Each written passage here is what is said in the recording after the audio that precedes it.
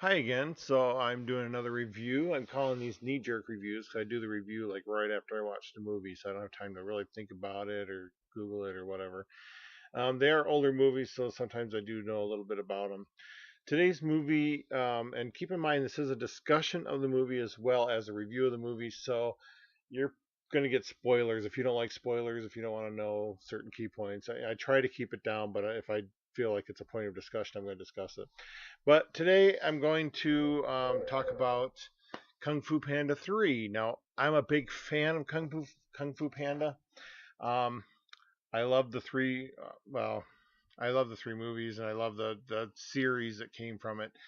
Um, so the third movie, uh, it every movie dealt with a theme, and so the first one was him coming to terms with being, a panda that was chosen to defend the valley against oh, I forget the first villain's name, Tai Lung or whatever his name is. Um, but it was about discovering himself and discovering what he was capable of doing and believing in yourself. And that was the big theme of the movie, was believing in yourself. The second movie blew me away. It was 10 times better than the first movie, and it's 20 times better than the third movie. It's, the second movie is about him discovering inner peace, and he learns he's adopted, which, is a big joke because his father's a goose and he's a panda. But, he learns he's adopted and he's coming to terms with not knowing who he is. And, that's inner turmoil. And the whole point was to find inner peace. And, by the end of the movie, he did find inner peace. Now, before we jump to the third movie, which is what the review is about, um, it would help to know that in the series, they explain some things that they don't explain in the movies. And they just barely touched on this. And the only reason I caught that they touched on it is because I'm such a big fan. I was kind of watching, are they going to talk about, what happened in the series? But in the series, it's explained that Poe has the warrior chi.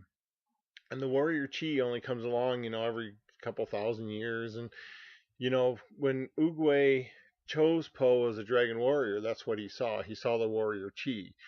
And the warrior chi makes things come easy to Poe. So I know in the movie they explain that Oogway sat in a cave for 30 years, and that's when he discovered the secret of chi. And then he sat in another cave for another 30 years, and that's when he discovered, the secret of inner peace. And there's all these longevity things, and Shifu touches on that, like, you know, he doesn't know if he'll be able to sit in a cave for 30 years and all this stuff.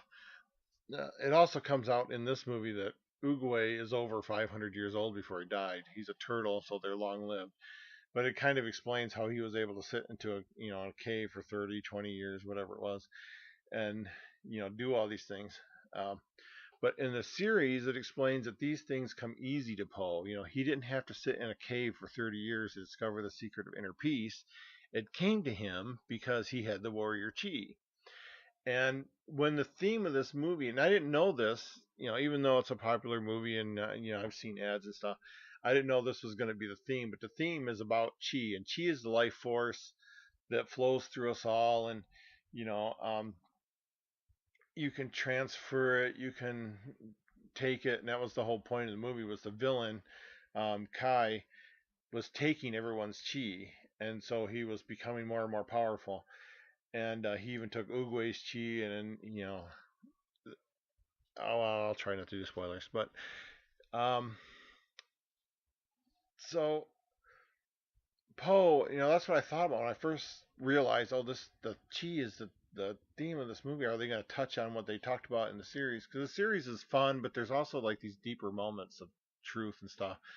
And when they talk about Poe having the warrior chi, that's when Shifu, it dawns on him that that's why Oogway chose him. He saw that chi in him, and that's why things come easy to him. And even though it's frustrating to Kifu to Shifu, because Shifu is just like, he wants to be like Oogway, and he knows he's not going to live as long as Oogway, and it's kind of an inner turmoil for him. So um, it's very frustrating for Shifu to see all these things come really easy to Poe. And um, in this movie, it, the secret of chi.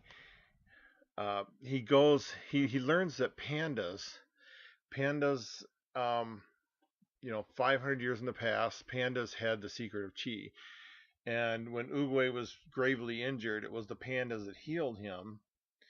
And that was when Kai was Uguay's best friend. And again, this is like touching on the first movie, because in the first movie, Tai Lung was Shifu's student and his favorite student, and he turned evil. And so in this movie, it was Uguay's best friend Kai.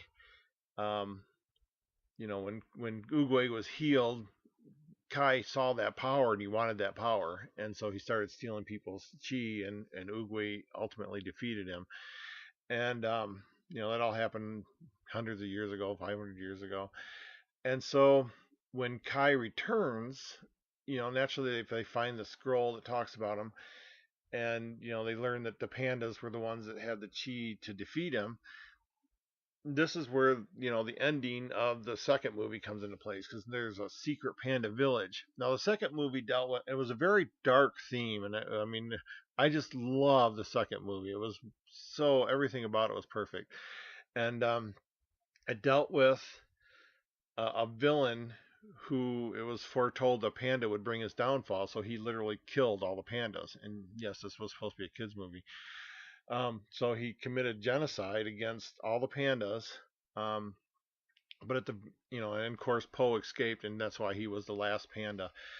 But at the end of the second movie, it was discovered that there is a secret panda village, and that Po's actual biological father is still alive. And he just comes to the realization that his son is still alive. And it's revealed in the third movie that it was Uguay that sent the message to his biological father so that they would find each other. Because if Kai is going to return, it's the pandas and their power of chi that's supposed to defeat him.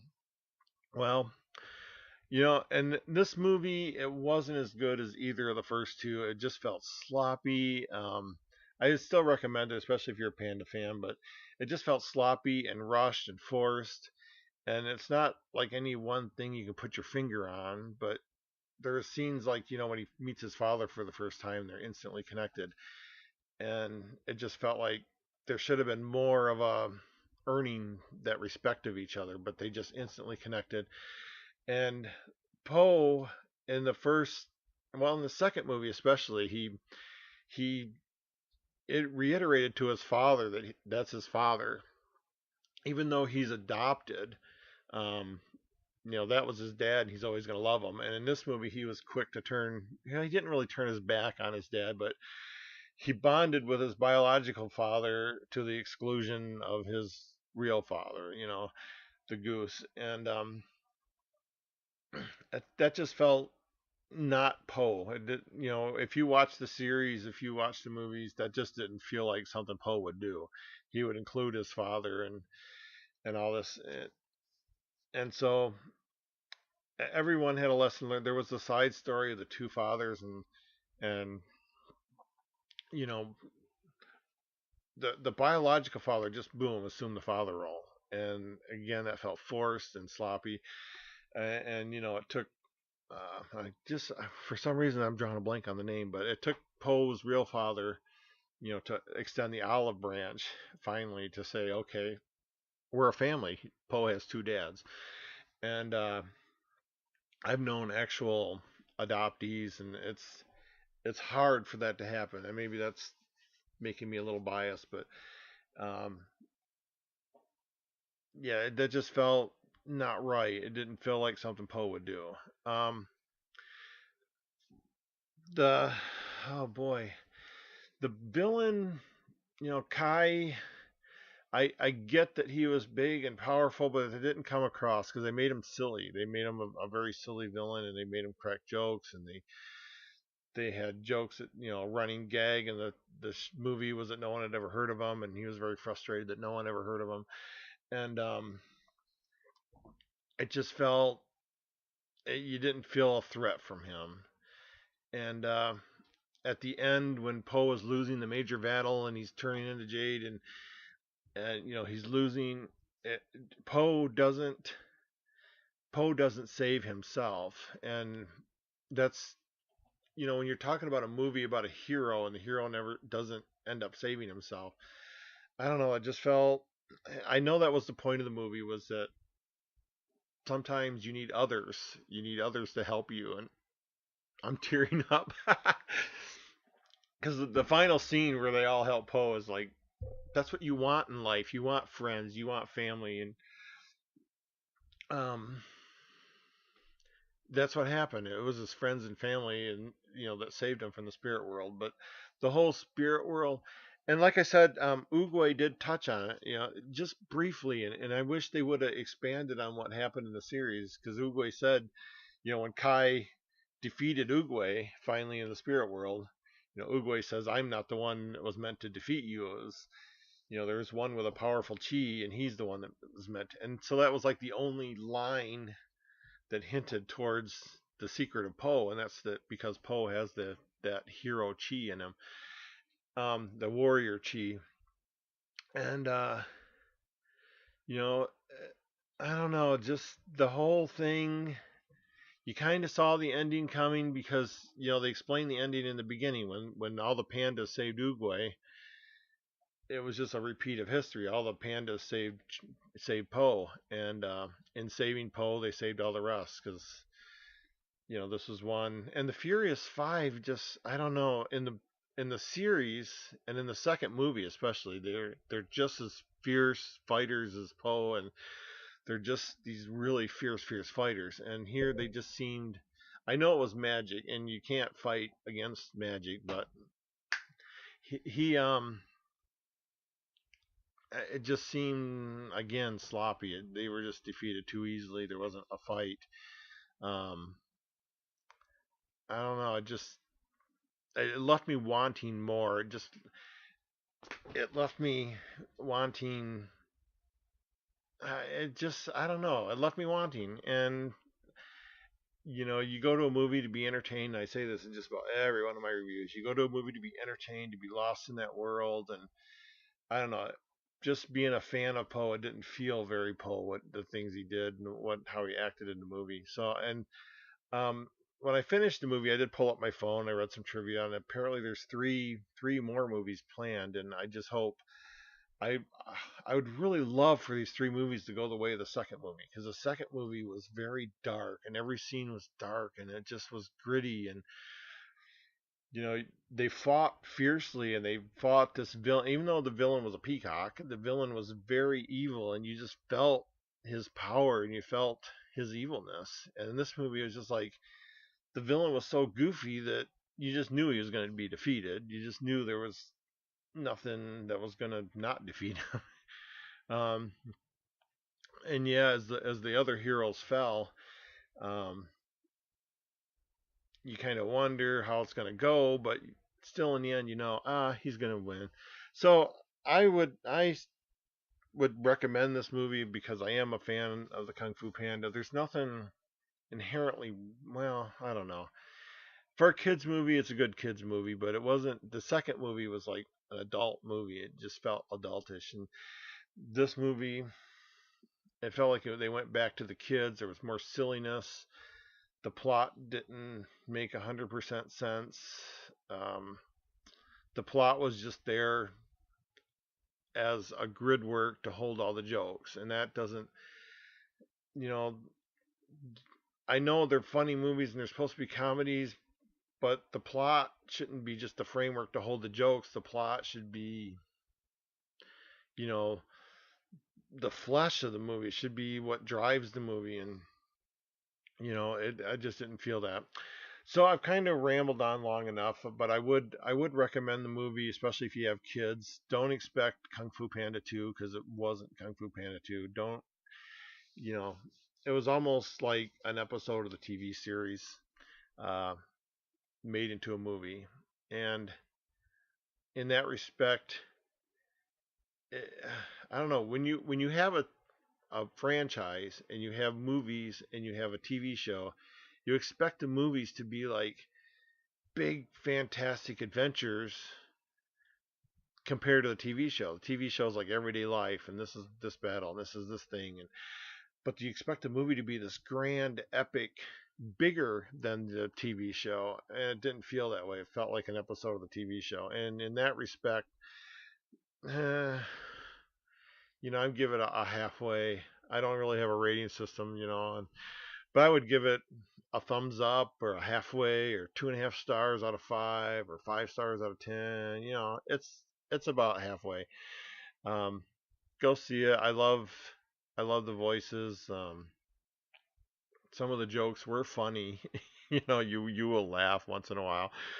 I especially love the Three Goose talking behind Poe's back. That was a good funny scene. But yeah, yeah, go see it. Of course, it's out of the theaters now, but it's on. That's why I watched it last night. Was I was just like looking for something to watch, and I'm like, oh, it's on Netflix, and I didn't know it was on Netflix. It never showed up in my new movie queue. It never showed up in recommended. But boom, there it was. I was like, ooh, and I watched it, and now I'm reviewing it. So, but that's my review on Kung Fu Panda 3 on Netflix now. Um, it's a good watch. Watch it with the kids.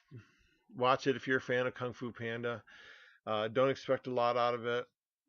Expect it just because it's a new adventure, and it gives you some insight into the character a little bit more, and it has Oogway in it, and I know Oogway's been featured in the television series, but it's good to see him in action and learn about his past and what he went through, and so it expands on the universe, it expands on the franchise, and in that respect, I liked it because I'm a fan. But the movie itself,